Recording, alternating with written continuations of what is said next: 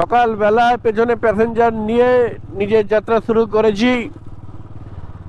তো এখন যাব রসুগারে রূপ বয়সুগারে বি রুবি। আর রুবিতে একটা ছোট্ট কাজ আছে, করতেই হবে, আমার বাঁদিকে তুলে দিতেই হবে।